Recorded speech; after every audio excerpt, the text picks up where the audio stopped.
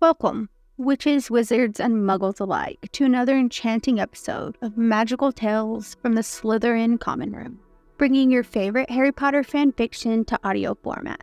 So sit back, relax, and Accio headphones and let the magic begin.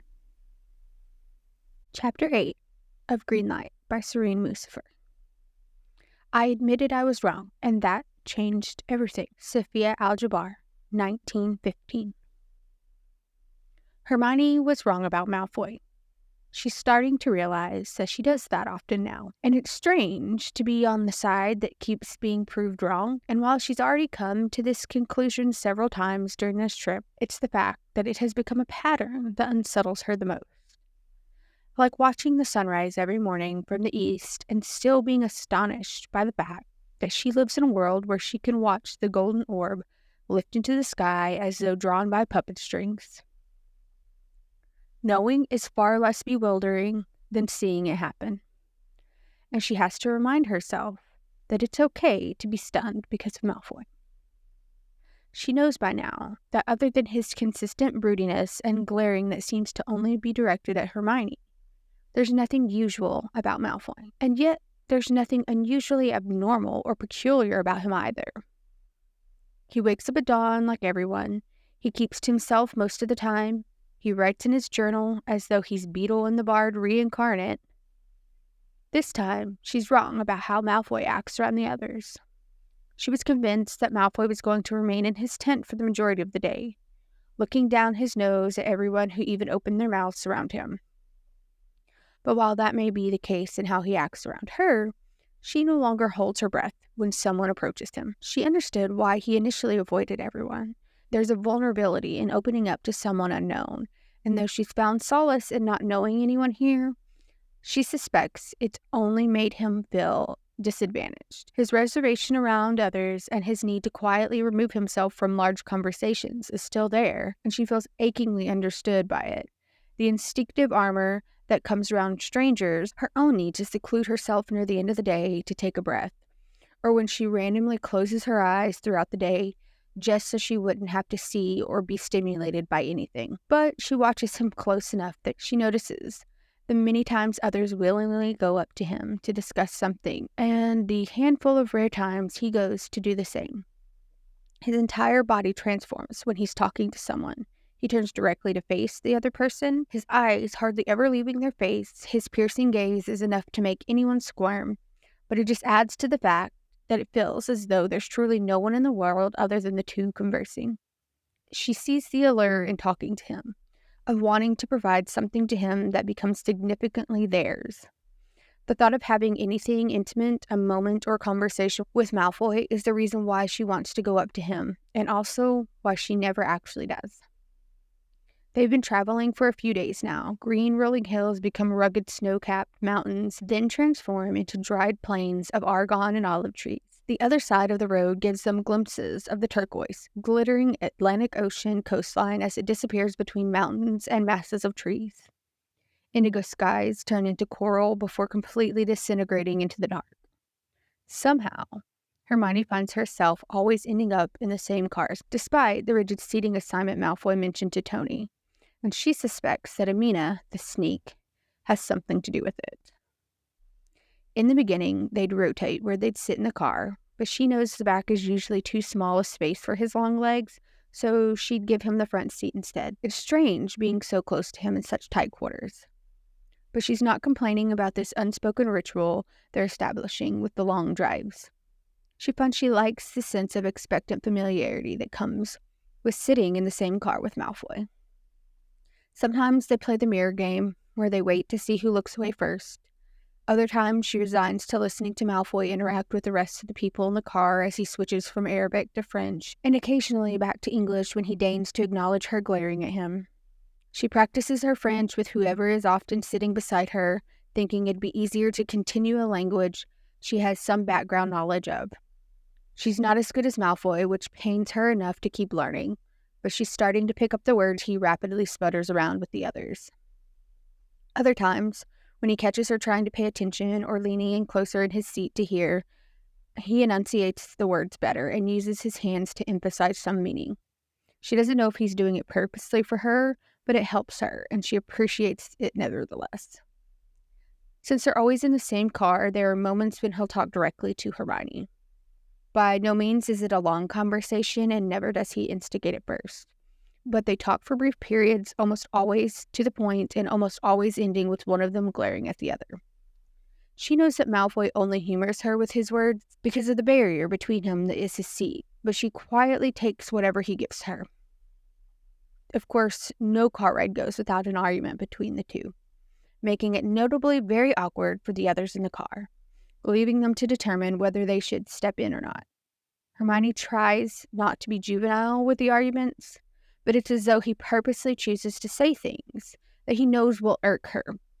Once they fought over Malfoy's open window, which he refused to close when Hermione complained about all the dust that was splattering over her from his side. He said that it was blistering hot, and she snapped back that perhaps he should sit in the back and see if he likes dirt in his mouth. He hadn't said anything back then, and only after her sharp "Malfoy" had he rolled his eyes dramatically and closed the window. They fought when Malfoy tried to adjust his seat, but ended up accidentally pushing it too far back towards her and cramping her legs. She yelled at him to move the seat forward, and he in turn explained drily that he didn't know how to. She retaliated by stretching her legs further into the nook between his seat and the car. She purposely tapped her shoes against the car in an obnoxious pattern and waited. He glared at her through the mirror the entire time, and she raised a challenging brow. When he looked away, jaw clenched, she triumphantly settled back into her seat, legs still outstretched, and turned to her book. She'd been flipping the pages in an exaggerated flourish, loud enough for him to hear, when she felt something slither against her skin. She gasped, her eyes snapping to the pale fingers wrapped around her ankle.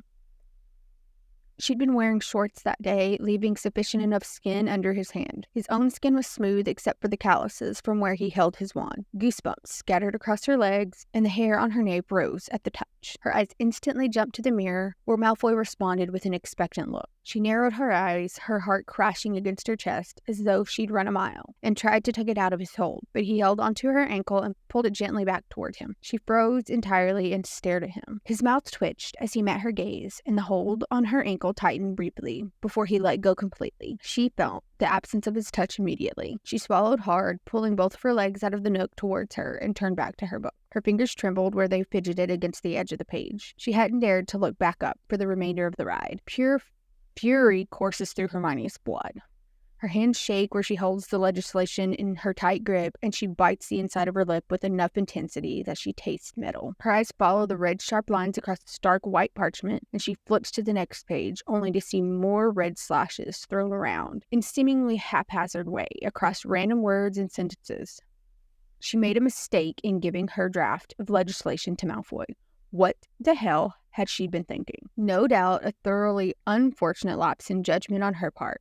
But the truth was that she'd been caught off guard with whatever it was that had happened in the car between them, and for some reason thought it'd be a reasonable idea to ask his opinion on her draft. Maybe she gave it because she wanted to talk to him, and thought going to him with a pretense of the legislation would at least get some kind of response back. But she told herself that it was important for her that she got it right for Neville, and the last time they talked about it, Malfoy seemed to agree with her stance. Theoretically, it seemed like a good idea considering his extensive role in business, finance, money making.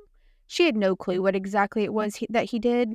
Nevertheless, he was out there running things, and since he was apparently still egregiously rich, he was doing a rather good job at it too. She expected remarks about how well it was written, how exponentially brilliant her thoughts were, but of course she'd been wrong. And while she's most definitely going to kill Malfoy, she has to yell at him first. She sweeps her eyes around the encampment looking for Malfoy and finds him right away, his hair a screaming torch. He's bent over his journal again, fingers working carelessly across the pages. She takes a deep breath to calm down because she's still a reasonable adult, trained in conflict resolution, and makes her way to him. She thrusts the legislation down on his journal, perhaps a little violently. "What the hell is this, Malfoy?" He deliberately pauses, and then ever so slowly, he lifts his head and meets her glare through his blonde lashes.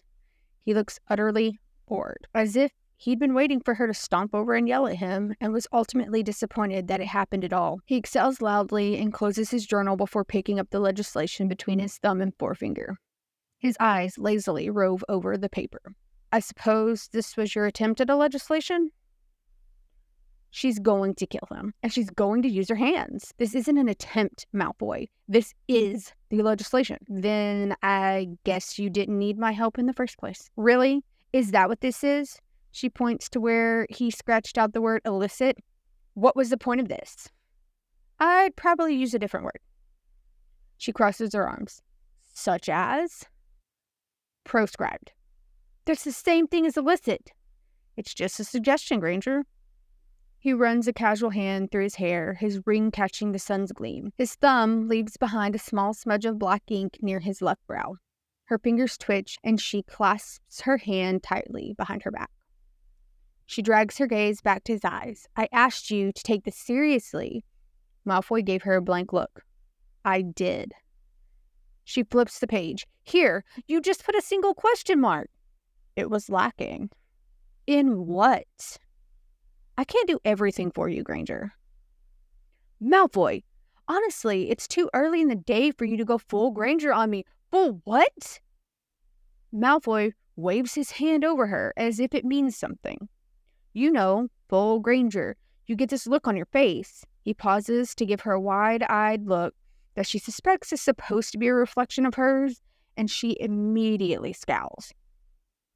Every time something doesn't go your way, your eyes go all feral, and your mouth twitches as you mutter under your breath, and I swear your hair gets more animalistic than it already is. He pauses, as though he's in deep thought. You know, I always thought it was quite scary in the Great Hall when you'd go off. It really was the only time I've sympathized with a Weasley. There was no such thing as a full Granger. She can't even comprehend that Malfoy noticed her enough to have an entire persona established. Sometimes, yes, she went a little excessive, but that was only because she was often surrounded by idiots and Ron and Harry, and for some reason, she'd always put it upon herself to correct them or fix whatever idiotic thing they were rambling incorrectly about. But she never went feral, or did she? She scoffs, an incredulous look on her face at the mere prospect. I do not go full Granger. Everyone knows you do, he replies simply, and stretches his legs out further. It's a look that promises murder. It's almost bizarre, she repeats flatly, in a borderline unhinged way. All right, we're done here. She makes way to take back the legislation, but he puts a hand on top of the parchment, stopping her. Listen, you wanted my help, and I gave it. It's not my fault that you can't take constructive criticism. Her jaw drops. I can take critique, Malfoy. He rolls his eyes. When were you ever receptive to anyone telling you that you were wrong? That's because most often not, I'm right, she retorts. Whenever I think of my time at Hogwarts, every memory has this background shrill noise that took some time for me to recognize. His eyes are bright as he dons a pondering look. What must it be that makes you like this? Is it because you require validation from external resources with such severity that the moment someone criticizes you, your self-worth decreases substantially, and that makes you so uncomfortable that your only defense is going full Granger? Hermione gapes at him. How dare! Maybe it's because you're an only child, so you have difficulty listening to anything that doesn't make you feel distinct and unique. I suppose you'd know all about that. She steeds, her face is undoubtedly flushed red from anger. You're an only child, Malfoy. He dismisses her with a wave of his hand, and her jaw drops further at the gesture. I've a penchant for other qualities. Like the endless and tiring dramatics we have to suffer through when you don't get what you want. Sometimes in my dreams, you're there in a cloud of darkness, like an ominous witch, saying only one thing over and over in my ear until I know I'm mad. I told you so. She tilts her head, but you do dream of me. There's a stiffening silence, and the air thickens between them. He glances at her slightly startled, and she gives him a look as if to say, well. It was meant to be a passing comment on her hand, a rebuttal to his own, but she watches him unravel just a thread, and it makes her pause because certainly he doesn't actually dream of her. She blinks several times, unsure what to make of this new revelation. But then he clears his throat and continues, his mask falling swiftly back in place. I'm not saying your work so far is bad. I know it's not bad. but there are some things you could work on that will straighten your peace. He leans back against his chair and meets her steady gaze, waits for her to counter him, as if she hadn't caught him in a strange moment mere seconds ago, as if the reddening tips of his ears have nothing to do with her, like he's completely in control of the situation, because after all, he found faults in her work that she hadn't. She knows, really knows, that even asking for his help in the first place meant that she was asking for criticism on her work. And it's not like she's never gotten criticism on work before. She welcomed all of Amina's edits on her books and research papers with open arms. But for some reason, receiving Malfoy's edit is putting her on edge. It might have to do with the initial shock of seeing all the red slashes, as if the entire thing needed to be thrown away and done all over again. And that is something Hermione has never had to do with any of her work. But she can only admit to herself, and really only to herself, that it most likely has to do with the fact that Malfoy, for once, may be objectively right about something and she was wrong. And it only matters that much to her because she knows he's intelligent. Academically, they were the same level in their work. So if he's outdoing her on something, it meant he was better, smarter, at something that she wasn't. And that was worse than being wrong about his personality, or whether or not he liked to talk to people. But she needs this for Neville. Hermione clenches her jaw and purses her lips. Like what? Of course he wouldn't make this easy. You said there were some things that could make it better, but all you did was slash words and put question marks. So tell me what you think I should do, because I'm starting to suspect you only gave me ambiguous feedback so that I'd be forced to come and ask for your insight on what I did wrong. His lips twitch as if to stop himself from smiling, proving her right. Insufferable prat. So you want me to? She gives him a withering look. Don't make me ask twice, Malfoy. Malfoy studies her for a moment longer and then nods once. All right. He flips the pages to locate a paragraph. Hermione takes a step closer and leans in. She's immediately bombarded with vanilla and she swallows hard, pushing her hair over her shoulder. It falls right back down, brushing lightly against the page. She shoves it away, again to distract herself from the smell. There's a pause between them. As she comes closer, a Malfoy visibly stiffens, either at their proximity or her incessant battle with her hair. When her hair finally remains over her shoulder and she stops moving, he clears his throat and continues. Here, you mentioned stopping this one project of expansion, but what you're not taking into consideration is that the demand for the snapper remains. Do you believe that if you stop this one expansion, they won't just go to another territory and plant there? Obviously not, she replies matter-of-factly, looking at him, his eyes stubbornly fixed on the page, but this close she can appreciate the shine in his hair under the sunlight. She wonders what shampoo he uses to cause his hair to have such volume, but also manages to keep it so controlled.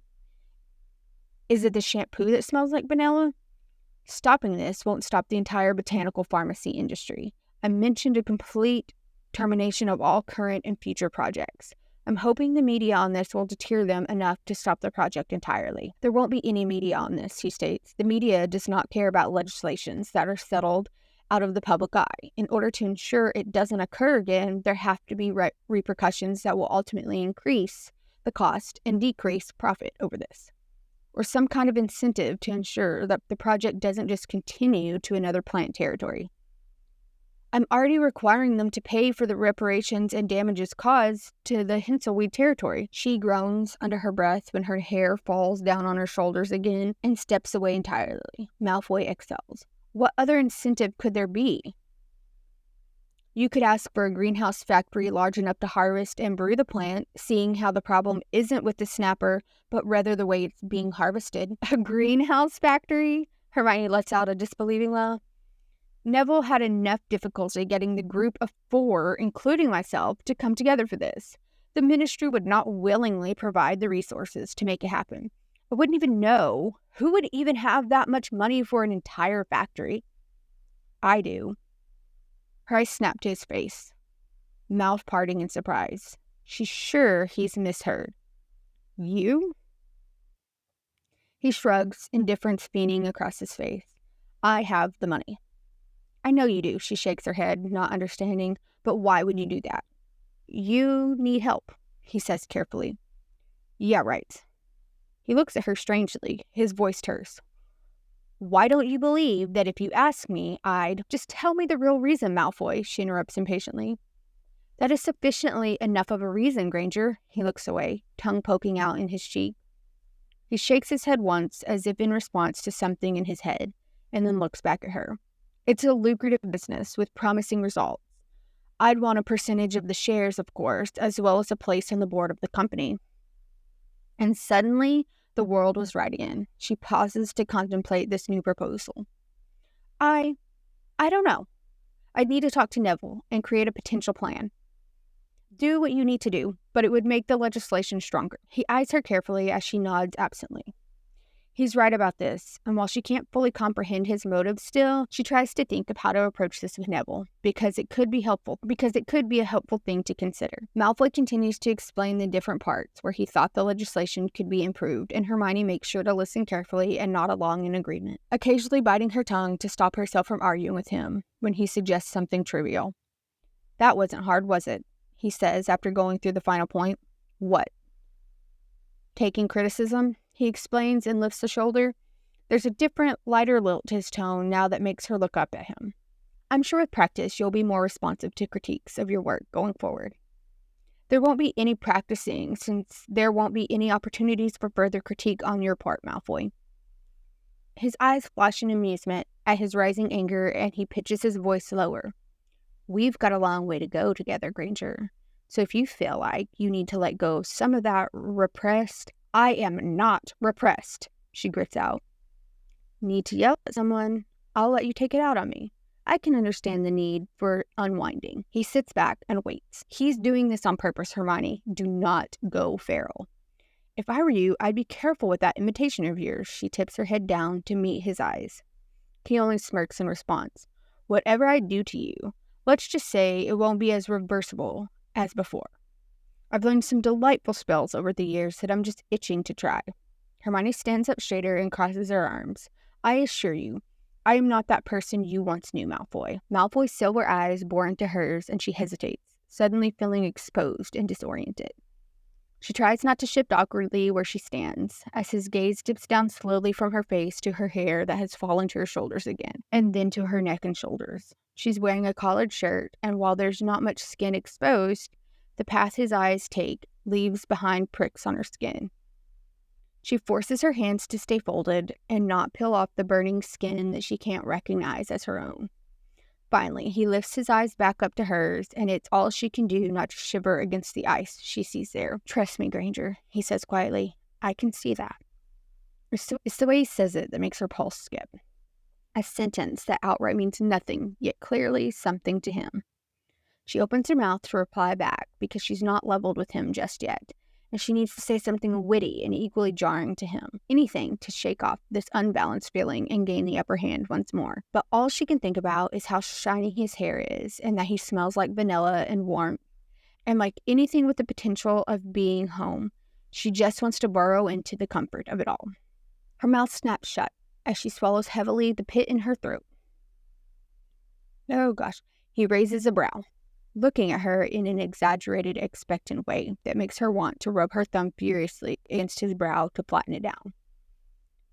You have ink on your face, she says eventually, snatching back the legislation. But it comes out rather weakly, and she turns around before he can smirk irritatingly or say anything further. She clutches the parchments to her chest, her face flushing with heat that is rooted in something entirely new and that she's too afraid to identify. Draco Malfoy plays dirty games. Hermione is currently winning in their mirror game, which has no significant meaning or end, but she should have known that it wouldn't have lasted. It's her fault, actually. She never should have let her guard down, or let the little victories she accumulated over the car rides get to her head. She should have known that Malfoy had a secret card up his sleeve, and it was only time he'd bring it out against her. It's late afternoon, and they've stopped for a lunch break. A couple of tents have been erected across the plain they've chosen to rest at. Having finished eating, she makes her way from the area where everyone is eating to another less crowded and quieter tent to get back to Sophia's diary. Coincidentally, Malfoy is already sitting there. His long legs are stretched out and crossed at the ankles. He's wearing dark trousers and a light-fitted gray shirt. One hand is flipping through his journal and the other is digging into a plate of oranges. Her oranges, the ones she asked Amina to stock up for her at a couple of the stops before. The ones she's been looking for all day, like a madwoman, because all she wanted after a long ride in the blazing heat was a single orange. The same oranges that Hermione asked Malfoy if he'd seen, to which he'd given her an inconvenienced look and said no. Her blood curdles and she runs her tongue against the front of her teeth, glaring at Malfoy with enough intensity to put hell to shame. Every single day, he makes it difficult for her. This time, he's gone too far. These are her oranges. She's of the mind to go over there, snatch back her oranges, and yell at him for taking something without asking. But no, not today. She refuses to go full Granger over oranges and prove whatever point he thinks he made when he told her about it in the first place.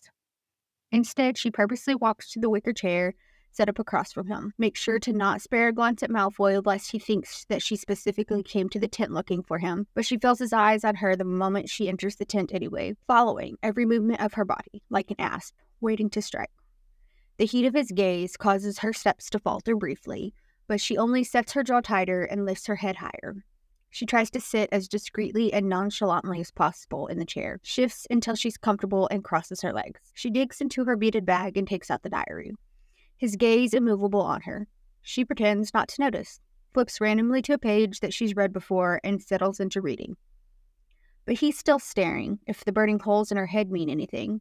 She looks up, lets out a brisk and annoyed sigh. She meets his heavy gaze with her own, the diary already discarded in her lap. His face is blank except for the obvious challenge in his eyes. He looks down at the oranges once before shifting back to her, and she glares at him because it's obvious he knows why she's angry, and it only seems to make the amusement on his face grow. He closes his journal and sets his clasped hands on top of it. All right then. They'll level up in this game, if that's what he wants. It's the first time they're playing with no side mirror or the barrier of a seat between them. So she channels her anger into determination and narrows her eyes at him. They stare at each other for 5 seconds, then 10 seconds, and then 15. Her gaze on him remains unwavering, but then there's a movement near his hands, and she looks down briefly. His fingers rest against the side of an orange, and his lips tug upwards, and that's when she starts to lose the game. He doesn't stray once from her face, unblinking silver eyes fixated on her brow. She tries to keep hers on him, but she's also acutely aware of how fingers are caressing the fruit on his lap. Maybe she should have known he wouldn't have let the strawberry incident alone, because with Malfoy, turnabout is always fair play. She clutches the diary with white knuckles, already knowing how this is going to go down. It's illegal the way his fingers move. His fingers, long and pale, twirl the orange around slowly, pushing down across the surface of the fruit as though looking for a pressure point. The orange stops moving in his hand, and his right forefinger slides upwards from the bottom of the orange and deep into the dent at the top. She bites the inside of her lip to prevent herself from looking away when heat floods her cheeks. His finger punctures deep into the hole, and slowly he peels the rind off the orange in a single smooth and graceful movement. Then, 2 slender fingers pull apart a single slice, and Hermione's breath hitches when she sees the fingers, soaked with juice, bring the slice to his mouth. With eyes still on her, he parts his lips slightly so that his tongue can dive out to capture the bead of juice dripping down the side of his hand and along the curvatures of the orange. His tongue slides back up the path he left on his skin before putting the entire slice into his mouth. His jaw clenches and tightens as he devours the orange slowly and purposefully, and juice spills out slightly to soak his bottom lip. And Malfoy, damn him, only smirks as his tongue pokes out again and traces the edge of his bottom lip in a slick motion. God, she must have looked like an idiot with her strawberry if this is how he eats an orange. Hermione swallows thickly the same time he does, and heat slithers along her chest and winds along the lengths of her neck. Desperate for some kind of relief, her eyes move away from where they're fixated on his lips and search his face instead. And it's as though the entire orange ordeal has heightened his features because she's suddenly aware of how his blonde fringe falls gently in a perfectly arranged haphazard way against his forehead. She notices the volume in the roots of his hair, left behind from when he ran his hands through it, either in frustration or in habit. His blonde eyelashes feather gently against his skin with each blink, and there's a voice in the back of her head that writhes in jealousy at just how unfairly long they are. He could open his eyes, and the lashes would reach his brows. There's a tightening around his eyes that only extenuates the silver in them, and while she's further away to truly notice, she knows the sun provides a slanted golden light that captures the clarity in them. Pure silver, except for the scatter of pale gray freckles in them that pop up occasionally. She knows this because she's seen him before, stared at how sunlight danced in his eyes while he was distracted someplace else, and marveled at the various dimensions of just his eyes. Her eyes moved his elegantly long nose that slopes to a point so perfect it makes her want to run her finger down the incline just to feel the way it peeks off. She's aware of how the darkness under his eyes has faded slightly since the first time she saw him in the courtyard, and she wonders if it means he's been sleeping better now. And while the bruises under his eyes have decreased, the shadows under his prominent cheekbones and jaw have only strengthened. There's a faint pink that scatters across the high points of his face, near his cheeks and his nose, where the sun hits him and she thinks it gives him a healthy glow. A far cry from his usual brooding and haunted look he has going on. Her eyes flick to his lips when they part slightly, and she sees how his lips, now cherry red from eating the orange, perfectly arch into a bow in the middle before meeting the fullness everywhere else. The softness of his lips is a sharp contradiction to the edges of his face, but she thinks that it makes sense, that he had to look this way, because when she thinks of what perfect architecture looks like, it's this. She realizes how handsome Malfoy is. And it's not a newfound realization, just one that's been renewed. She's always known that Malfoy was good-looking, was forced to acknowledge this fact whenever she'd see a horde of girls, notably not all from Slytherin, hovering around him in Hogwarts. She hadn't formulated the opinion on her own until she heard Lavender whispering conspiratorially with the Patel sisters during dinner in fourth year about what being an arrogant and rich arsehole meant for how well he kissed. It was a time around the Yule Ball, and the girls had been going around the hall deciphering which boy they thought was good-looking and whether they were an equally good kisser. She wanted to roll her eyes at them and snap that they had bigger things to worry about, like how Harry had almost died during the first task, but for some reason paused and looked over across the hall to where Malfoy sat with Blaise and Pansy. The boys during that year were going through a pubescent transition, and it seemed as though everyone in her year had decided to grow out their hair, perhaps in a subconscious way to distract the girls from the peculiar changes in the baritone of their voices. And while she begged Harry and Ron to let her cut their hair, she looked at Malfoy and then thought no one should go anywhere around him with clippers. His hair was long enough, curling around his ears, that sometimes he'd jerk his head to get it out of his face.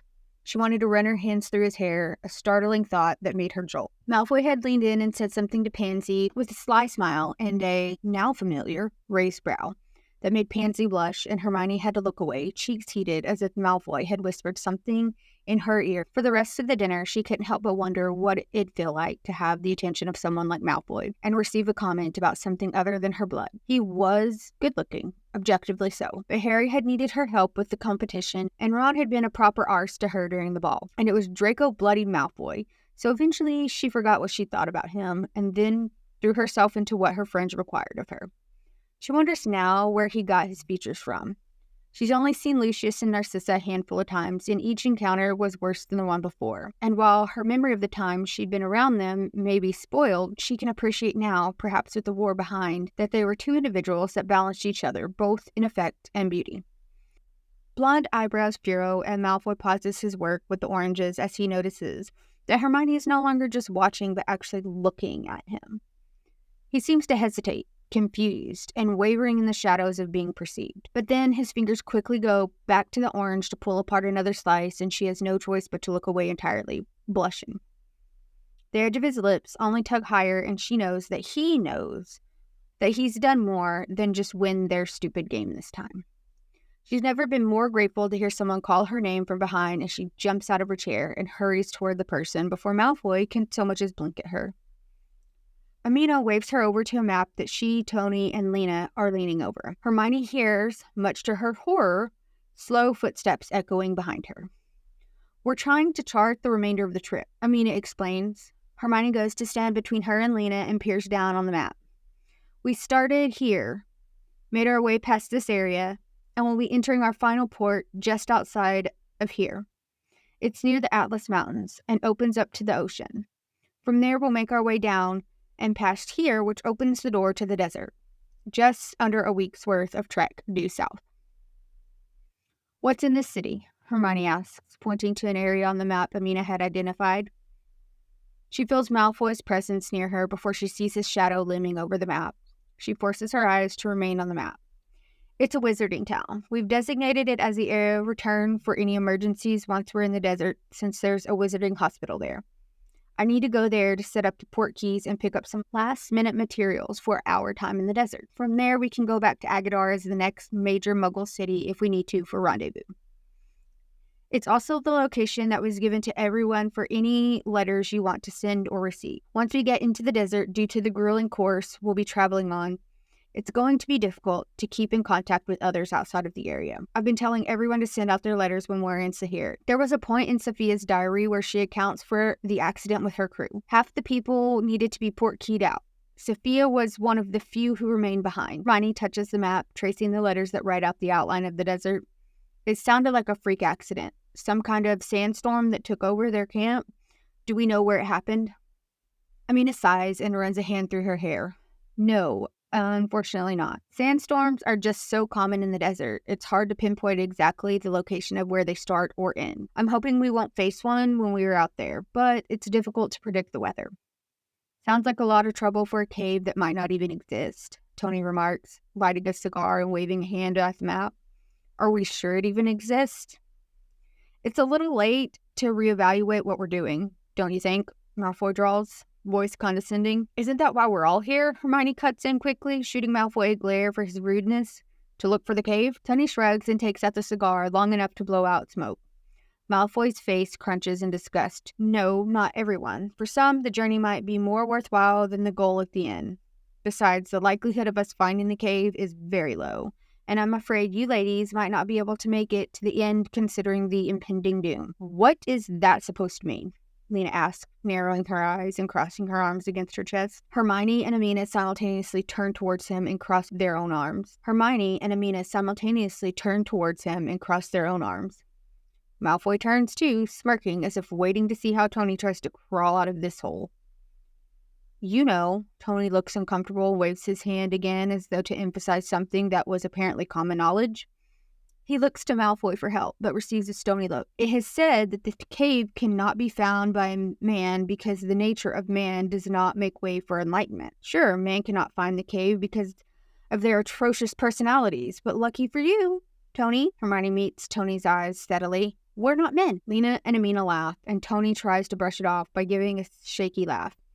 Amina wraps her arm around Tony's shoulder, and they walk off with a map when Dana calls them to prepare for departure. She's distracted by thoughts about their conversation until she realizes Malfoy is still standing there with her, staring at her contemplatively. She sighs and turns to him. Standing beside each other this close, she has to tilt her head upwards to meet his eyes. What, Malfoy? Want to add your own touch of misogyny? You think there's something more about the sandstorm? A statement, not a question. She's taken aback that he was even able to read her hesitancy. She nods slowly. I've read the expedition summaries from others who've charted their trips, like what we're doing, or what Sophia did. In the reports I've read, there's always a statement or something about how they feel like they're close to finding the cave, and then in the next few entries they mention something that stops them from continuing the trip. Like what? She surveys his face, trying to see what the catch is, but Malfoy's face betrays nothing, and she decides to continue cautiously. If anything, she can at least pretend that she's completely unfrazzled and completely coherent from watching him eat an orange. Sometimes there are issues in navigation where the guide follows a map but ends up getting lost and continues in circles, always ending up where they start. Other times, there are sandstorms, like Sophia mentioned in her diary, and usually the sandstorm is bad enough to upturn the entire trip. Either way, if you end up staying in the desert past your supplies, you risk exhaustion or dehydration. Someone always ends up with a mystery illness. Most of the time, the expeditions just end before they can truly get anywhere in the desert. Maybe it's a coincidence. Do you think so?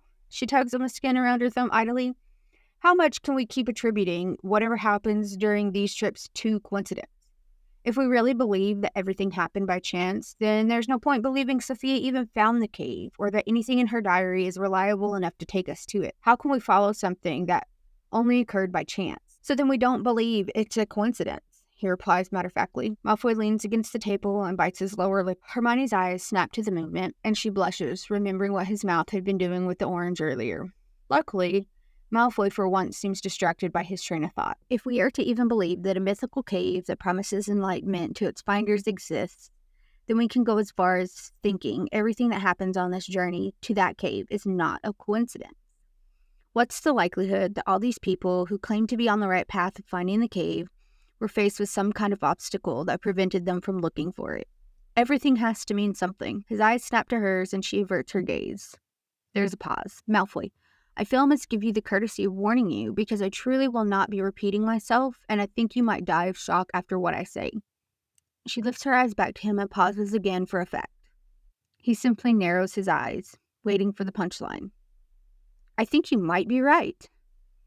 He raises his brows. That looked like it hurt.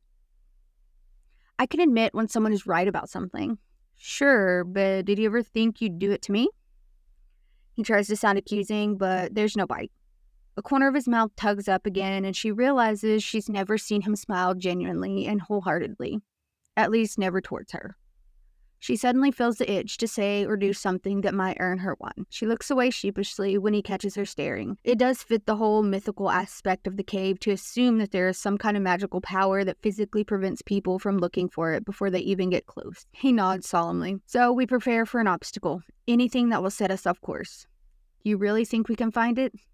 She doesn't know why she needs to hear his opinion, but it's suddenly important to her what he thinks. Maybe because they're finally talking about something that feels important, substantial, and she knows that despite Malfoy not actively taking a part in the journey like Hermione is with Sophia's diary, or the rest of the crew with their specific tasks, he's been watching and listening, and she wants to know what he makes of the whole thing. He pauses to consider it, and the genuineness in his voice throws her off. If we're to believe that Sophia's diary and her account of the expedition can lead us to the cave, then if there's anyone who can find it, it's you. She's surprised that he'd even admit that out loud. I don't know why everyone keeps saying that. I'm going to thoroughly disappoint everyone. You found the Horcruxes, Granger. You can find this. She cringes at the memory and looks away towards the car where everyone is packing up. They're the only ones left behind, and they'll have to leave the tent that they're standing under soon. It's a group effort. He snorts. Those idiots couldn't figure out a mandrake from a rose if it weren't for you. Hermione blushes again, and the fact that it keeps happening because of him is as strange and surreal as hearing Malfoy say something to her that resembles a compliment, albeit at the expense of her friends. It's the most productive conversation they've had for a while, and they've even managed to do it without an argument. She meets his eyes with a small smile. That looked like it hurt. The lips tug higher, and she has to force herself not to reach out and physically pull his mouth upwards to create a full smile. Painful, actually. He places his hand against his chest, near his heart, and takes a step closer. Definitely won't be doing that again. Hermione looks down at the space between them. She wouldn't even have to move, and she could easily reach out with her arm and touch him. Her hand twitches, and she moves it to scratch her leg instead. She clears her throat. I just wish I had more time to do some research and look through some more books. We should have used your library. I've heard it's pretty impressive. Yeah, I guess so. She sighs at his indifference. Oh, to be a wealthy ferret. She wishes she'd been able to see the famous Malfoy Manor library.